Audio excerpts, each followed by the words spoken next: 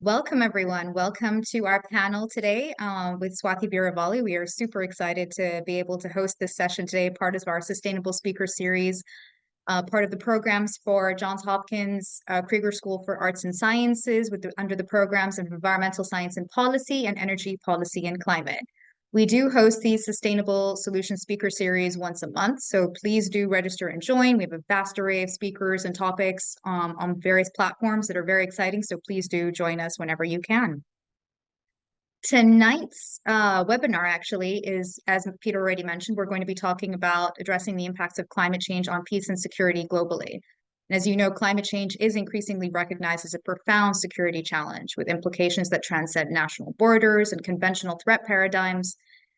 Definitely, the intersection of climate change and security encompasses a spectrum of risks, including heightened conflict potential, national security concerns, and threats to human security. Research in this domain underscores the complex, nonlinear pathways through which climate-induced stresses may exacerbate existing vulnerabilities and trigger new security dynamics. As global heating intensifies, it is imperative to adopt a more nuanced understanding of security that accounts for human agency and the capacity of communities to adapt and manage climate-related risks. This perspective advocates for a shift towards ecological security, where the focus is not only state-centric security, but also on the resilience of ecosystems and societies in the face of climate change. The evolving climate security discourse challenges us to rethink traditional security frameworks and devise inclusive, sustainable strategies that address the multifaceted nature of climate-related security threats. We are very honored today to have with us Swathi. Swathi Veeravalli is the Director of Climate Security and Adaptation at the National Security Council at the White House. She is also an adjunct faculty at Georgetown University and a member of the Center for Climate and Security Advisory Board, part of the Climate Security Plan for America. She's an interdisciplinary research scientist at the Geospatial Research Laboratory, Engineer Research and Development Center, and the U.S. Army Corps of Engineers. Since 2010, she's been a principal investigator on several basic and applied research projects where she focuses on developing the capability to better understand the impacts of climate variability upon humans and the environment, and has also been a water analyst at Global Water Intelligence, where she assessed and monitored water, wastewater, and desalination projects of the international water industry. Thank you so much and welcome, Swathi, to our webinar here today. What we will do is we'll have a webinar, a short presentation by Swathi, and then we'll move into Q&A from the panelists. So you can start putting in your questions as they come into the Q&A section in the Q&A, and myself and Rachel, Dr. Isaacs, will also be able to make sure that we can capture those as much as possible. With that, Swathi, we will head over to you, and I'll start sharing the presentation. Just let me know whenever you'd like me to switch. Perfect. Great. Thank you so much. Thank you again for the invitation, Lama, and thank you so much to Johns Hopkins and SACE for inviting me to speak to you all today. I'm actually less interested in what I have to say and more interested in the question and answer facilitated by Lama, and also hopefully some good dialogue with you all. So I'll try and breeze through my remarks. I am notorious for speaking too fast, so please, let me know if I'm talking too fast. So with that, I'd like to begin. It's great virtually to be with you all today. I wish it was in person. As Lema outlined, I was asked to speak about the intersection of climate and security, which is a topic that's very close to my heart and something that I've been passionate about working on throughout my career. I'd like to begin by quoting our president, who has emphatically stated that the world is at an inflection point due to the intersection of challenges and unprecedented opportunities. And because of this, the U.S., in conjunction with partners and allies, need to seize this decisive decade in order to tackle the shared challenges. We know that changes in weather patterns, ecosystems, and climate all have tangible human impacts that directly affect national security, and that short, medium, and long-term changes in the global environment are compounded by more frequent extreme events that create multiple stressors. Climate risks on security will transform strategic relationships between competitors, adversaries, and partners. So international cooperation in this manner is really necessary not only to confront security challenges of this magnitude, but also advance the U.S. strategic priorities, as it offers a pathway to engage with like-minded partners and develop new partnerships. This is essential because climate change by its very nature creates a polycrisis, which are crises that occur when multiple global systems become causally entangled in ways that significantly degrade humanity's prospects. These interacting crises produce harms greater than the sum of those crises than they would alone in isolation, were their host systems not so deeply interconnected. COVID is a great example of this. Polycrises, by their very nature, require cooperation on focused and targeted interventions that can have global and net positive impacts. To address this, and as outlined in our national security strategy, the U.S. is attempting to harness the best and most productive outcomes of strategic competition as well as effective cooperation. The net result is an effort to build mutually assured resilience, whereby working together, we can enhance our respective and collective capacity and capabilities to assure each other's resilience to the threats that we face from a changing climate. Can we go to the next slide, please? Thank you. Actually, the next slide too. Thank you. So how are we doing this? Under President Biden's leadership, the United States government is working to implement a number of initiatives at home and abroad to both improve the adaptive capacity of vulnerable communities worldwide in order to adapt to and manage the increasing impacts of climate change across the globe. The U.S. has leveraged domestic action to rally global ambition and build global resilience. And this slide just outlines a small sampling of the depth and breadth of initiatives and actions that the Biden administration has taken to tackle the climate crisis. For example, at COP28 this year, we've galvanized other countries to commit to, for the first time, to transition away from fossil fuels, stop building new unabated coal capacity globally, and triple renewable capacity and double global energy efficiency by 2030, as well as tripling nuclear energy globally by 2050. We've also sought to advance the U.S. plan to conserve global forests, including by becoming a world leader in innovative debt for nature swaps that have helped the countries restructure over $2 billion in debt to unlock hundreds of millions of financing for nature and climate. But more needs to be done. In 2023, there were 28 confirmed weather climate disaster events with losses that exceeded $92 billion in the United States alone. In 2022, weather and climate disasters caused over $223.8 billion in losses globally. Those numbers are staggering. So reducing these these impacts and losses occurs through effective and more transformative adaptation, simultaneously seeks to achieve climate resilience. But both can only be achieved by domestic cooperation as well as international cooperation. While global adaptation finance still falls far short of the estimated needs of 212 billion, all-time high. While global adaptation finance reached an all-time high of 63 billion in 2023, growing from 28% in 2020, this still falls far short of the estimated $212 billion needed by 2030 by developing countries alone. In 2021, for example, President Biden launched his emergency plan for adaptation and resilience to address these very core issues. Through PREPARE, we are improving the adaptive capacity of over 500 million people around the world by enhancing access to and development of and delivery of climate services, mainstreaming and integrating adaptation and resilience into plans and programs, as well as mobilizing finance and private capital to support adaptation. But we know that these effective and inclusive investments in adaptation can minimize the impacts of climate change, and in some cases, even prevent them.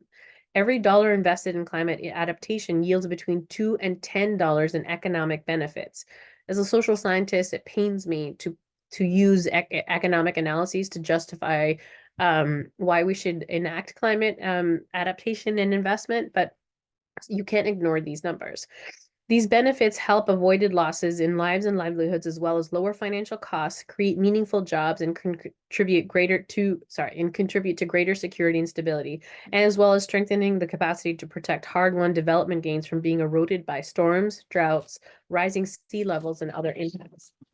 This type of climate-resilient development could reduce the number of people in need of humanitarian assistance annually due to climate-related disasters to as low as 68 million by 2030 and drop even further to 10 million by 2050, which is a decrease of 90% compared to 2021.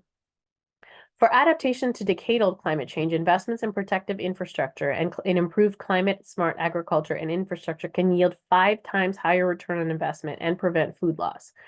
Additional studies have shown that $1 invested in resilient food systems can save up to $3 in acute in acute crisis response funding. Provisional U.S. government calculations find that early interventions in Southern Africa that alleviated the anticipated El Nino-driven crop losses at the start of the growing season, such as the use of heat-tolerant seeds, has had up to 70% higher return on investment than interventions made after harvest, such as food aid. In case this hasn't been abundantly clear, economic security is truly climate resilience. Next page, next slide, please. We know that preparedness pays. We also know that investments in policies and investments and policies are only truly successful if they catalyze action by our partners and allies as well. Ultimately, our goal is a strong and resilient and leading-edge techno-industrial base that the United States and its like-minded partners established and emerging economies alike can invest in and rely upon together. If that indeed is our goal, and I argue it is, as we tackle the climate crisis in conjunction with our partners, we see how the stability of nations, coupled with the enhanced resilience of communities in the face of changing climate, is at the very heart of how we should be defining climate security. This is not so much a pivot as it is an expansion of how we've been approaching the security implications of climate change. Without immediate global action during this crucial decade, global temperatures will cross the critical threshold of 1.5 degrees Celsius, after which scientists have warned that the most catastrophic climate impacts could come to fruition. Even if all nations implemented their announced mitigation pledges, with emissions peaking in the mid-2020s, climate change will impact many facets of human life and every sector of society far into the future. But globally, we still remain in a cycle of crisis response. But we do have many tools and capabilities to move beyond the state. There are a great many ideas, but here are some for consideration as we think about how to facilitate the resilience of communities and the stability of nations. Can you advance to the next slide, please? Thank you. We have to integrate climate security into our foreign and domestic and national security policymaking. I'd like to think that there's consensus in that. Where we need assistance is on the how. First, we need to prioritize specific regions and sectors that are particularly vulnerable to climate impacts. The US and our partners need a framework that not only prioritizes climate challenges, but also identifies its solutions. By disaggregating impacts of global consequence from regions that are susceptible to a variety of climate impacts that will undermine regional security and stability, to finally building resilience and measures and response measures in the most vulnerable nations. By using climate security as a lens, we are able to identify targeted national and international solutions that address climate-induced problems. Working with our partners to create this mutual resilience, it will become imperative to deploy our scientific, development, and diplomatic and when needed defense resources in a strategic manner. Secondly, we must institutionalize climate security across the federal government and across our partners. It's not enough to have climate security professionals. We must ensure that career civil servants and all partners consider how climate impacts their missions. It is only by embedding climate security into the core DNA and the hearts of institutions that we will begin dealing with the changing climate in ways that not only absorb the threats and stress, but simultaneously creates resilience that improves the structure by simultaneously improving the structure and function of governance. Finally, it's imperative that we operationalize climate security by turning the abstract into observable and a measurable phenomenon. I'd like to spend a couple of minutes talking about why that last point is particularly important and one that Lama asked me to go into greater detail on. Within the Executive Office of the President, we're using El Nino as a case in point on why, one, preparedness pays, and two, why we need to integrate climate security into national security considerations. Starting in summer 2023, scientists began to warn us that the 2023-2024 season could bring a particularly strong El Nino, with potentially adverse macroeconomic, climate, food security, and human impacts in several critical and vulnerable countries. El Nino is a naturally occurring global climatic phenomenon that brings high temperatures to the equatorial ocean every 3 to 7 years. This large release of heat, which typically peaks in December, enters into the atmosphere and causes most of the tropics to simultaneously experience higher than normal temperatures over the following 6 months. El Nino also causes drought conditions in some parts of the tropics and flood conditions in others. Unlike isolated weather events, El Nino is a correlated shock affecting almost half of the planet's population at the same time. This can amplify climate-related risks across the tropics. The National Oceanic and Atmospheric Administration is currently monitoring a major 2023-2024 El Nino event, which is what we're in right now, that may rank among the top 5 most severe El Niños since we started recording them in 1950. NOAA is forecasting temperature and precipitation changes across the planet consistent with El Niño's expected local weather impacts. Published research shows that the temperature and rainfall effects from an El Nino of this magnitude could globally lead to a 7% lower grain output and a 2% lower GDP growth over the coming years in several tropical countries. Research has also linked El Nino events of this magnitude with a 50% increase in likelihood of civil conflicts outbreaks over the following year, and an increase in militarized fishing disputes, which research suggests are 4 times more likely in the East and South China Sea. Now, we are at the tail end of a strong El Nino, and as we begin to transition to what NOAA is also forecasting to be a strong La Nina, I want to underscore that the impacts of El Nino will continue. Even though the phenomenon is over, the longitudinal impacts are too big to avoid, to not discuss. If we know that ENSO or El Nino is a repeatable and forecastable phenomenon, what are we doing with this information? We have to apply, if we apply a climate security lens, we can be ready to address and mitigate El Nino's myriad impacts. Can we use tabletop exercises to forecast where the worst impacts can be? Can we use war games to understand and prioritize the key sectors and communities that are most impacted and have huge global and regional conflicts? Through the U.S. interagency, we're attempting to develop a playbook of sorts, a repeatable framework that can be deployed during and after an El Nino or the potential following La Nina. Because we know that El Nino is occurring with relative fidelity at the question that we're asking ourselves in the US government is really, what are we doing with this information? And that's why we're arguing for some type of playbook, which consolidates policy levers as well as programmatic interventions that are relatively resource neutral that we can deploy 6 months before, during the El Nino, and then up to 12 months after. I think I might be running close to time, but I do want to leave you all with some questions and hopefully engage with you all during the course of the Q&A facilitated by Lama. Just want to foot stomp that what we're talking about here is not easy and it can't be done overnight. But if we build our 3-pronged approach by prioritizing, institutionalizing, and operationalizing, we can effectively address some of these constraints. Can you go to the next slide, please? I should have advanced to this already. Can you skip this one and go to the next one? Thank you. A quick note on research, as I know we have a lot of academics on the line. I'm by no means a climate scientist, but there are still many gaps on the science and projection side.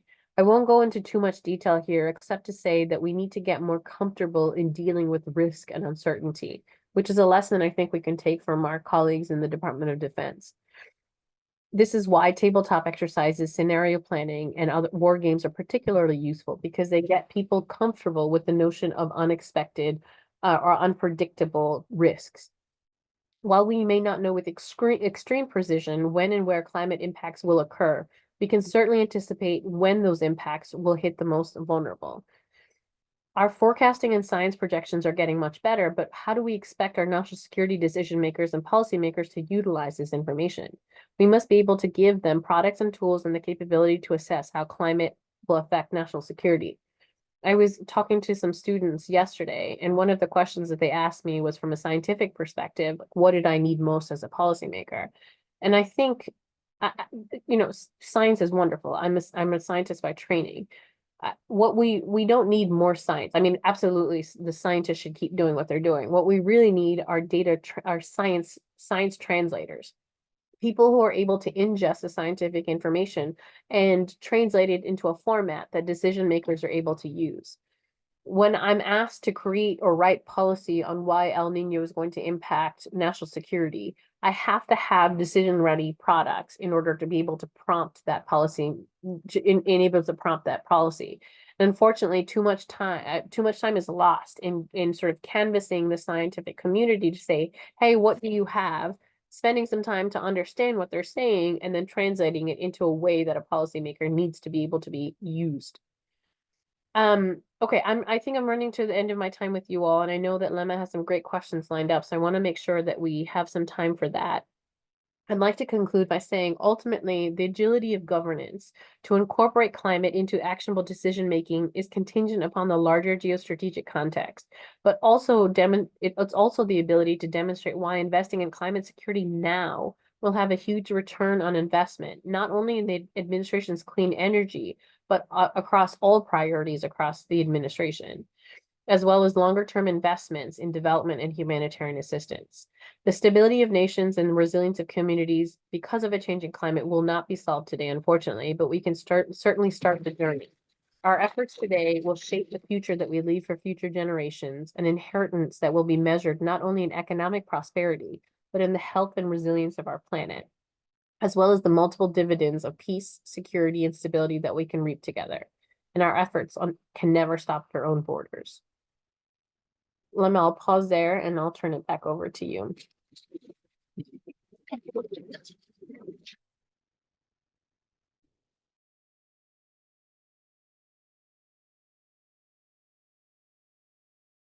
Thank you so much, Swathi. That was incredible. And there were so many, actually some fantastic nuggets that I think that I can really take away from.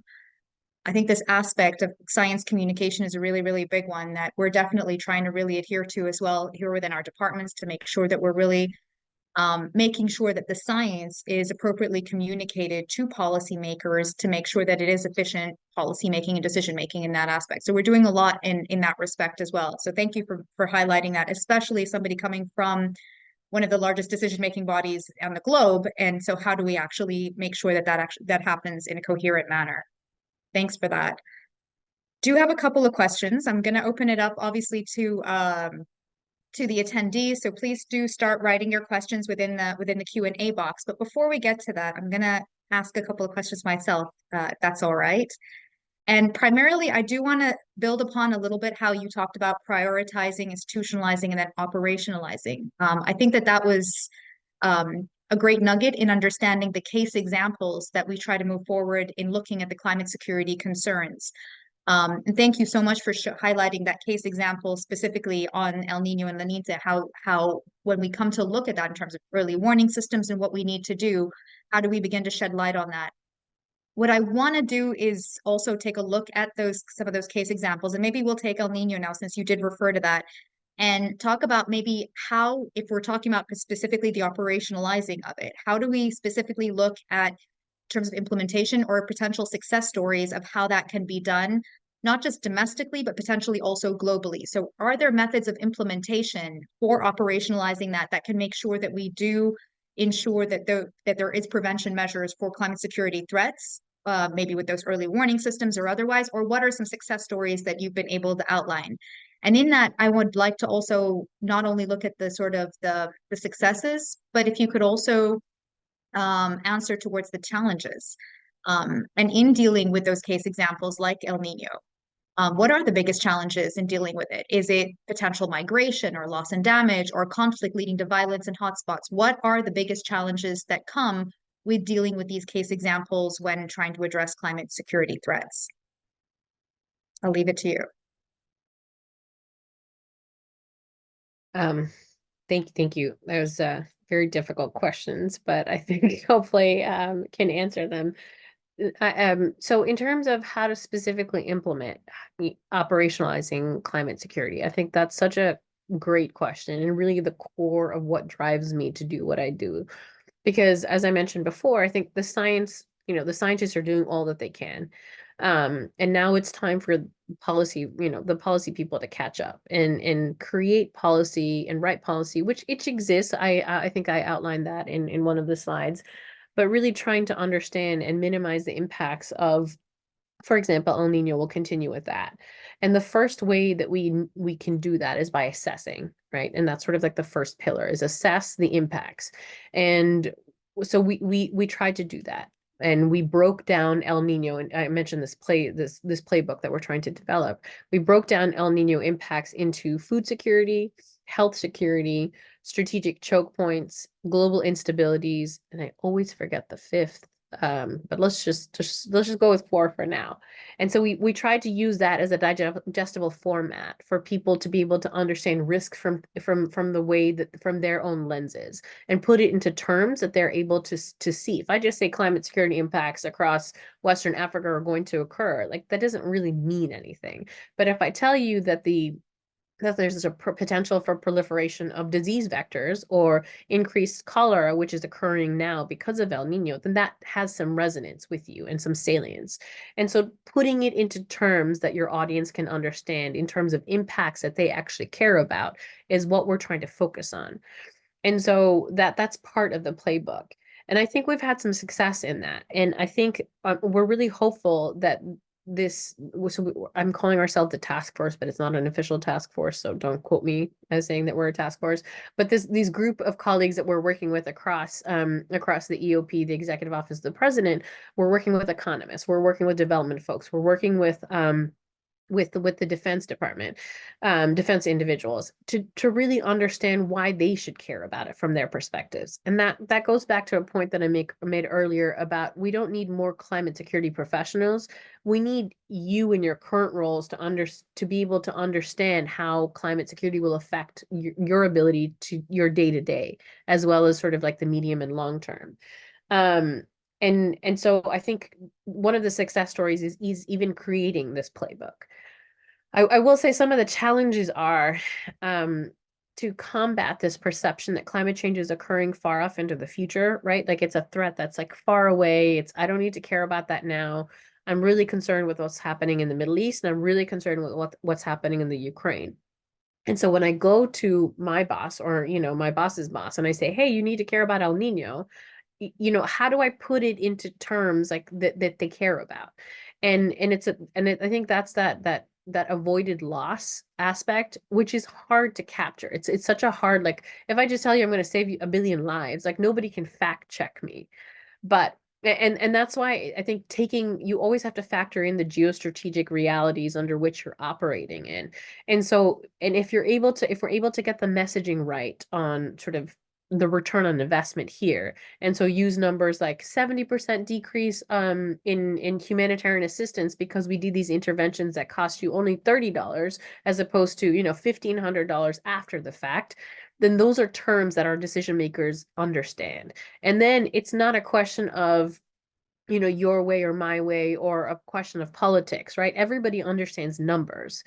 And that's I think a little bit of a challenge that we've been struggling with is making sure that it's not a investing in the Ukraine or El Nino. You have to do both, and they have to be done at the same time.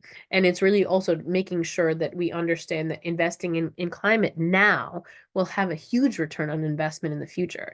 I think we also have to change the paradigm of political will, right? Like, I mean, the way that we do politics is very sort of short term, which is helpful. But we have to insert some sort of longer term thinking into like, are these policies actually going to be able to exist into perpetuity? And if they are they good policies? Are these the right sort of, are they flexible enough to be and iterative enough in order to take in absorb future challenges? I could ramble on a little bit, but I want to the latter half of your question focus on sort of migration and loss and damage. I think the problem that I struggle with in climate security is it's all of those things, right? It's adaptation, it's not having access to resources, it's water security, it's the fact that people will be moving. The lived experience of security is going to vary in different spaces and different times. So, and that's why I think we really need to prioritize, and as a community, like what are the greatest global climate security challenges that are most important? What are the most important regional climate security threats? And then finally, what are the threats that are going to affect fragile countries the most? So I'll pause there, and hopefully I answered some of parts of your question. No, definitely. And I think you're absolutely spot on. I think it's the difference between being preventive or proactive versus reactive when it comes to looking at climate disasters and how that's fashioned. So thank you for that. I think that the trigger there or the key point is also how do we make that accessible and palatable and quantifiable to the policymakers so that they actually, well, listen and can digest it. And that's always going to be a challenge. Yes. I have another question, if you'll allow me, which is also looking at sort of in terms of what do you believe is the responsibility of the US to help prevent climate security concerns globally? And how and when should we be getting involved? If we think about also how, in terms of how we want to manage meeting the targets of the Paris Agreement and limiting warming to 1.5 degrees, but also aiming to work in terms of providing climate finance and adaptation and so forth in many of these various platforms as a developed country, but working in conflict zones and challenging environments can be, well, challenging. So the question then again comes back to the same thing. Is when should we be getting involved, and what is the responsibility of the US to be able to do so when it comes to climate security? Yeah, no, it's a great question, Lama. I think, I think it's not just the US's responsibility. I think it's a sort of a global, like climate is truly a global commons problem. And while the US can be in the leadership and the driver's seat at times, I don't think it's incumbent upon us to be in the driver's seat all of the time. But to go back to a phrase that I used earlier in when I was giving my overview, the US has to be the US and our partners have to be able to mutually assure the resilience of each other, right? So it's not a question of I need to do this to ascertain my own security, but that connect when I invest in my own security, in my own, I'm talking as a country, right? If that wasn't clear. If I invest in my own water security, if I invest in my own health security, then that has ripple effects, and that has net positive effects. So we have to transition away from the humanitarian assistance disaster response mind frame, because that sort of is too late. And that's not going to help us create that resilience up front. So with partners and allies, we need to be able to invest in resilience creation, co-creation with with stakeholders across the world. Um, a quick vignette here, which is tangential but is related to what you're talking about. I was doing some research in comparing adaptive capacity in Mississippi and Sudan and interviewing some stakeholders there. And my assumption going in was that communities in the Mississippi were going to have higher adaptive capacity and communities in the Sudan would have lower adaptive capacity, right? That was just, I needed to have a thesis statement, and that was it. What I found was very opposite. Communities in the Sudan were so used to dealing with change that they were actually more resilient and more adaptable. Um, they didn't have institutions to rely upon. So one farmer that we spoke to said, during a flood, as long as I have my AK-47 and my goat, like I'm okay, right? I know I'm oversimplifying it there. But when you contrast it to communities in, for example, Greenville, Mississippi, whose economies are still decimated by Katrina, the reliance on institutions there, I think, almost prevented that sort of that innate resiliency that we saw in the Sudan.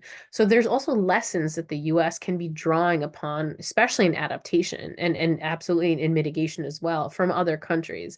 And because I think that will help us understand how to operate in these conflict zones with flexibility.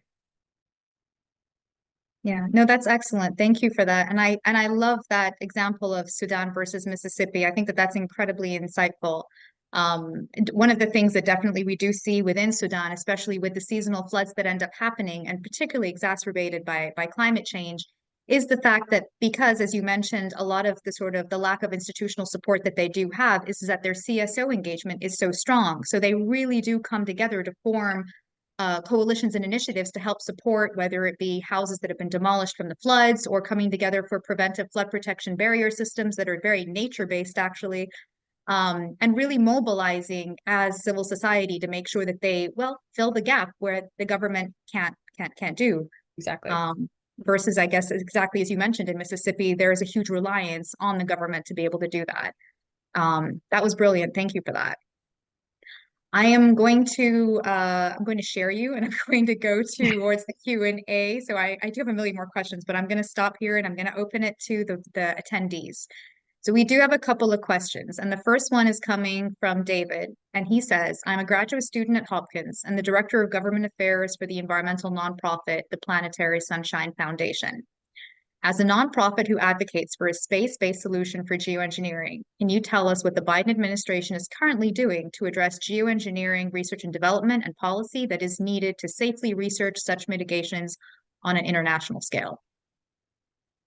David, that's a great question. And without going into too much detail, but referring you to if you Google solar radiation modification and geoengineering, you'll see that the Biden administration is committed to ensuring that there's frameworks in place so that we're not preventing the science, but rather providing sort of a safe operating space for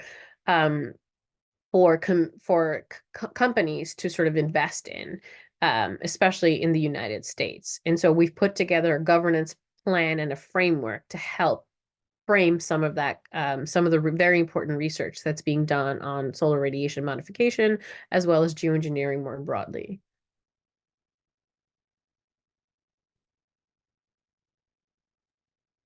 Perfect. Thank you for that. Second one we have is from Derek, and he says, why political will should be considered one of the constraints when there is collective will by the very policymakers to give support and assistance to disaster-stricken areas whenever climate change impacts different geographical regions?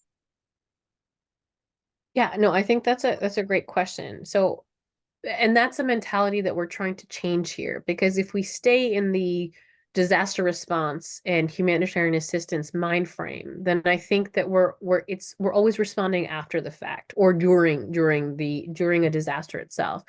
And what we want to be able to do is shift that mindset to say we need to invest in resilience so that communities can absorb the threats and the stressors as they occur.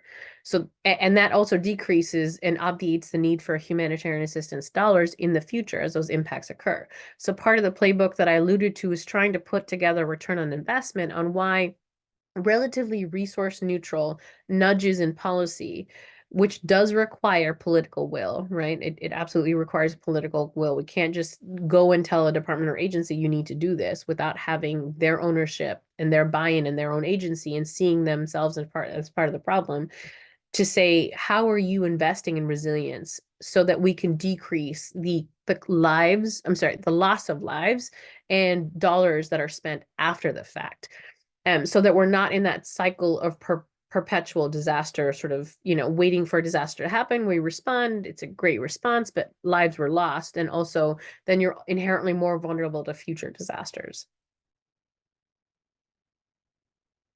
Thank you for that. Okay, we have another question from Penny, who says, you mentioned how climate impacts on fisheries will continue to exacerbate, contribute to global conflicts. How can the US address these impacts through political operationalization? And what types of adaptations are currently in motion?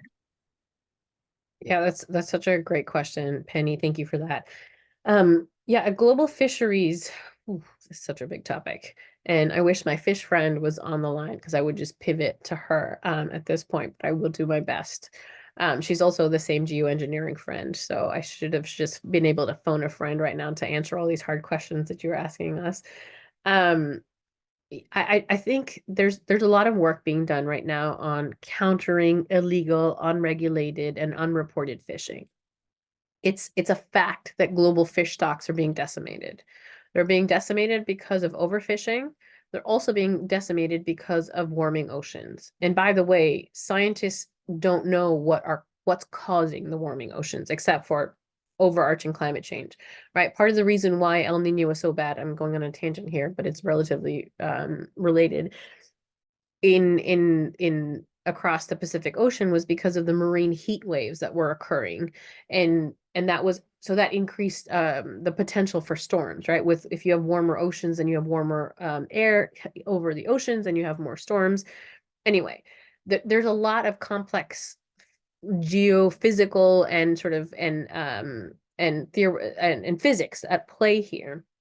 And I think, what's happening in the oceans, especially with pollution, is like we need to be able to message more on what we need to do, to your point.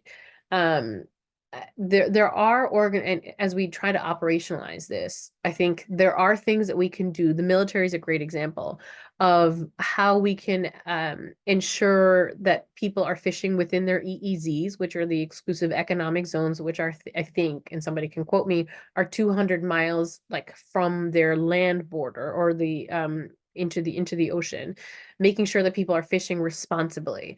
So one of the things that countries in the Atlantic are doing are trying to put together a partnership called Partnership for the Atlantic Basin. So it's like Brazil, Ghana, Togo, and Benin, obviously the US, a seemingly random assortment of countries, but all united by the fact that we are on the Atlantic Ocean.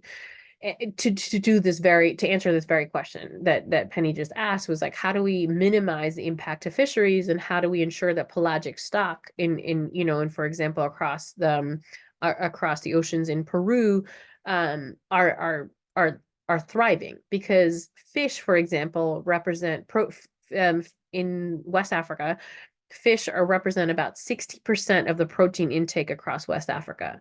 Right. And if these are fish stocks that are already being decimated by overfishing, then what are we doing about it? And I think that we're simply not doing enough, and we're not allowing the fish stock to recover in time for the next catch. So I think that the short answer is we absolutely need to be doing more. No, absolutely. And I agree. I think that sort of that alliance in of itself, as bizarre as it almost sounds, is actually there because for a purpose. And I think that that's actually really, really great to see. We have a nuclear question. The question is, the US is strongly endorsing nuclear energy. How are we in our country and international fora taking into consideration the global security risks of nuclear power in combination with unstable or hostile states, risks to the plants from drought and other climate extremes, potential for transnational criminals and terrorists to sabotage plants and acquire nuclear waste?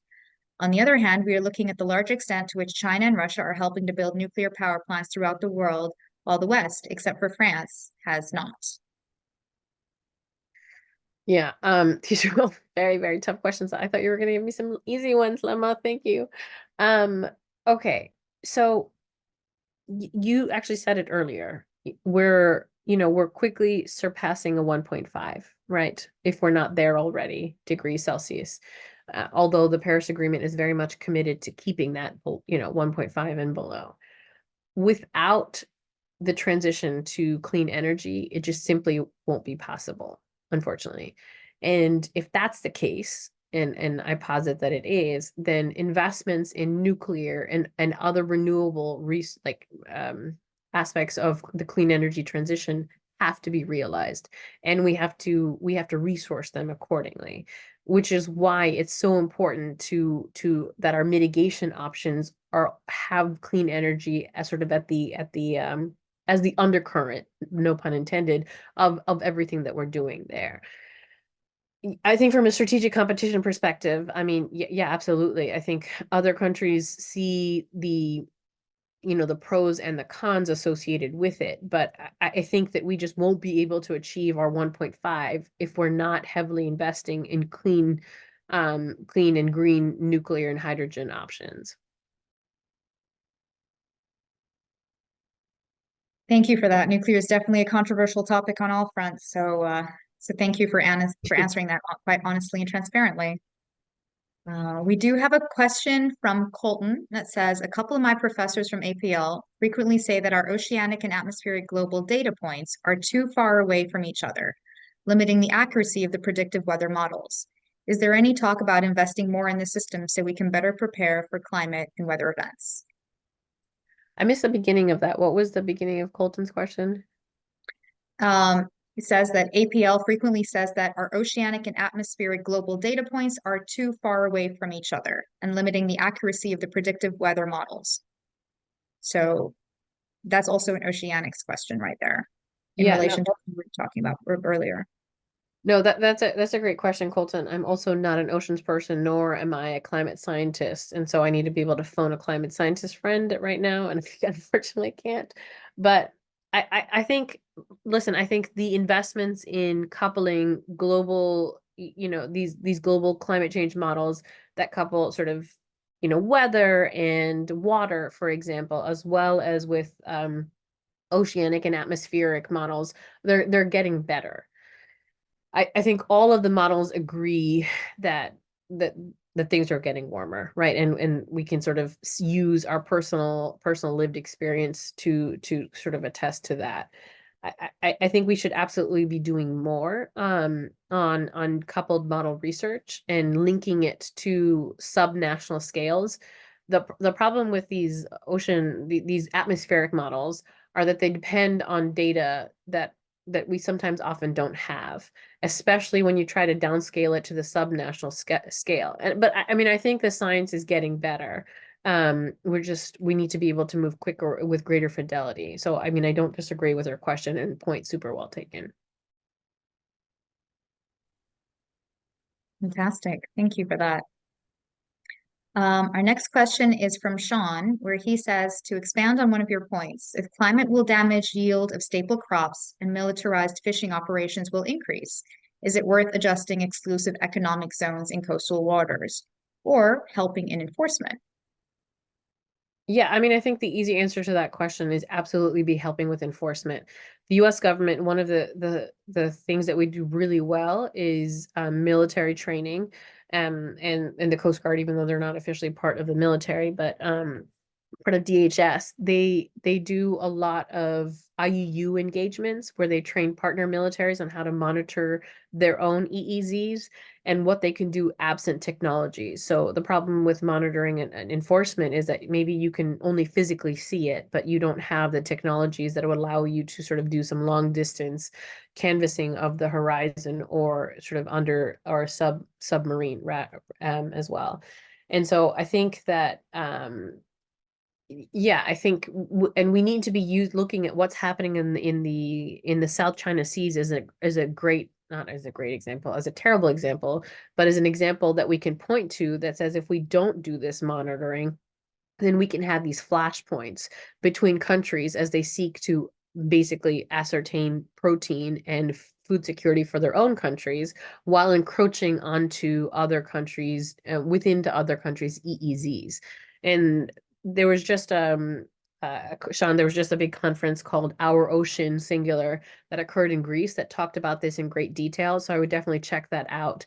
I think expanding the EEZ broader than 200 nautical miles is not feasible for a variety of reasons. I'm not a maritime lawyer by any means, but I think that it would require, major changes in international legislation. But I mean, maybe that's a question that was asked at the Our Ocean conference. Thank you. Thank you so much for that.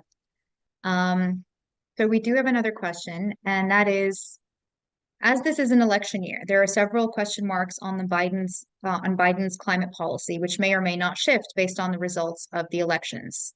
What can you do within the White House to ensure that certain climate policies remain unchanged and that climate action persists irrespective of who comes into the White House? Thank you. This is the question that I was waiting for the entire time. So whoever asked it, thank you very much. It is not to do disservice to the other very hard questions that I didn't answer very well. But this question is the one that's keeping me up at night. Really, how do we, because it's not a question that's sort of agnostic to the now, right? It's not specific to what could happen in November, right? Nobody knows. We don't have a crystal ball. I think it's a question that we should always ask ourselves when we're writing policy. How are we future-proofing this so that if there's a change in administration or if there's a change in, if this is not a bipartisan issue, how do we make it one? Because that's how you ensure the longevity of whatever policy that you're creating. And that's why and that the three-pronged approach included prioritizing, which is identifying things that matter in a way that matters to the people who you're talking to, right? And the second part is institutionalizing. Um, when I was working for the Army Corps, I was on detail to USAID, the U.S. Agency for International Development, and had a chance to work with under the Obama administration on a presidential memorandum that they issued on climate and security. And it was such a fantastic, it was absolutely one of the best pieces of policy I had ever read. And what happened was it came a little bit too late, right? It came in year 8, and there just wasn't enough time to bake it into the core DNA of institute of departments and agencies. And so we're trying to change that tack a little bit, and we're trying to future proof our climate policy and translate it and make it not a partisan issue, because it's inherently not. And if we see it as a partisan issue, then we've lost the race, right? Even before it's begun. So how do I use words that resonate with people? And maybe it's talking about water security, right? When you're talking about climate, you're inherently talking about water. And for a lot of people, water is an issue that unites them, right? Everybody agrees that water is super important. So can we message some of this climate work as really water work? And I think we have to be able to be agile enough to do that. We also have to, and that's a comment that I made before, or in the course of my spiel to you all, is that we need to make sure that it's not just a top-down driven policy. We have to have mid-career and below government bureaucrats, and I'm a bureaucrat as much as I hate to admit it, think about these issues, right? It can't just be my boss's boss telling me this is important, because what happens when they leave, right? It all depends on the cult of personality. We really have to ensure that people, no matter your age, no matter your sort of political leanings, that you all understand the issue, which is why we need to be able to message effectively how climate security is going to affect the way that you live every single day from now until the, till the future. Thanks so much for that, Swathi. And I think also sort of what Biden's initiative with the American Climate Corps is a step in that direction to also raise awareness with mid-career professionals in trying to attribute it's a national and it's a global issue. This isn't bipartisan. So I think that that's also, so there's some great initiatives that were created to be able to really institutionalize that. We do have another question. And the question is, with sea level rise, are there concerns with the known forced inland migration creating global concerns? As one of the largest global polluters as the US, do we have a responsibility to those undergoing forced migration for these and other reasons? Yes, that's a great question too. And it was such a, like, that question has been so top of mind for us, so much so that the Biden-Harris administration put out a report on climate change and migration, so that we can sort of start asking ourselves these questions. What happens when countries are no longer able to live in the places that they live? I think something else that we're trying to do is really message that migration has a really pejorative association with it, right? Especially forced migration. Nobody wants to migrate. Nobody wants to leave by choice. People like where they live, generally speaking. That's a huge overstatement, but the perception that, people want to leave their countries because of climate that's inherently sort of a fallacy that I think we need to change. People, if it's safe in their countries, want to stay in their countries. And research and data has indicated that most of the migration that could be environment and climate induced happen within countries and their own borders. So what are the incentives? What are the resilience making platforms that we can instantiate in those countries so they're able to absorb, for example, increased urbanization? Countries and farmers and people living in rural areas are migrating to cities because they want access to resources. So can the US set up or help facilitate or work with partners and allies, use the G7, use the G20, different platforms to ensure that, the development of megacities or are done in a safe and humane way, and ensure that there's adequate space for people? I think these are all great questions, and there's no really good answers to it. But yeah, I think the mechanics outlined in the White House report on climate and migration answer some of your questions. Thank you. I actually had a student who was proposing a fantastic solution the other day in one of my classes, and he was suggesting that with migration, so there are currently countries like Australia, for instance, that are providing climate visas, if you will, to persons from small island states like Tuvalu because of what's going to be happening with sea level rise and inundation, that they're providing climate visas to Australia. And in that capacity, he was actually suggesting, which I thought was a very interesting proposal, is that maybe some of the assistance that developed countries can provide under the disguise of loss and damage. So loss and damage assistance from developed to developing countries can take on the form of economic, obviously, or non-economic. And he was suggesting, obviously, climate finance to adjust to help them adjust and adapt and all of that. But what he was also suggesting as a non-economic form of assistance is for developed countries to provide climate visas for entrance for migrants from small island states or developed countries that are developing countries that are going to be, again, exacerbated as a form of loss and damage assistance, which I thought was brilliant. Maybe that I'm not sure how you feel about that in terms of the US also providing climate visas in that capacity, but I thought that was a very interesting proposal that just came up actually by one of my students. Yeah, it's absolutely brilliant, and Lemma, and it's unfortunately the solution. The answer to that is would require legislative change. So I would urge that student to write that proposal up and take it to their congressman or woman or senator and discuss that and ask for that. I came from grassroots advocacy and lobbying, and I'll tell you, nothing gets a congressman or woman more riled up than understanding that their constituent is upset, and really want to underscore and foot stomp the importance of citizen advocacy, and because there's only so much policy that we can create, right, if it's not accompanied with by other structures within the government, and that's really the checks and balances that we have here. So please tell your student to write it up, do a PhD in it, go talk to their congressman, because we've asked this question and it requires major legislative change, unfortunately. No, thanks for that. Definitely.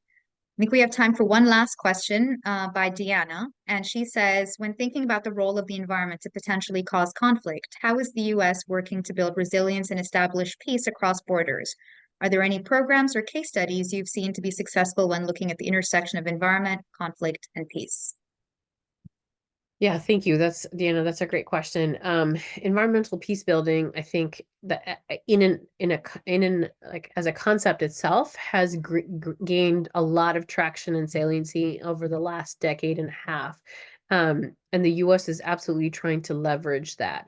We are working, for example, with the peacekeeping missions, not just in the UN, but across the not just within the US, but within across UN missions, to ensure that peacekeepers are cognizant of the dynamics between climate and security, and that they don't create trade-offs, negative trade-offs, by inadvertently creating resource scarcity where they operate. And so ensuring that that security cooperation, for example, which is a function of DoD as well as some of the State Department, they're cognizant of climate security and writing that into how they write these awards and award these military engagements and civil military engagements, to make sure that they're also cognizant of climate security or other things that we're trying to do. None of these things that I've mentioned are exciting, right?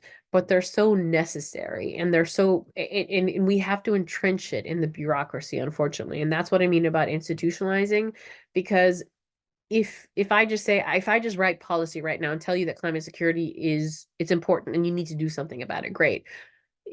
Somebody can just come in and take that policy away, and then it's all gone overnight. But it requires going into like these the peacekeeping office in the State Department and working with them to ensure that when they're working with states and embassies abroad, that they are factoring in climate security into what they do. And so that was sort of the last comment that I made, is that none of this is going to happen overnight, but we're on the path towards change. And I really hope that you all become climate security advocates. And if there's anything that I can do to help you all, if we can to grow the community of interest, would love to do that, love to support you, support Johns Hopkins in that endeavor. Thank you, Swathi. We're definitely going to be taking you up on that offer. So definitely thank you for that. Our time is unfortunately up. I could literally sit here and talk to you all day, Swathi. You are a a mountain of knowledge on this, but our time is up. Thank you so much for this really incredibly engaging webinar. Thank you for everyone for the questions. I truly apologize for those we didn't get. There was, I think, a couple of questions that we didn't manage to get to. Apologies for that. And with that, I will hand it over to Peter to end us. Thank you so much. So again, thank you so much, and I want to wish everyone a wonderful rest of your day.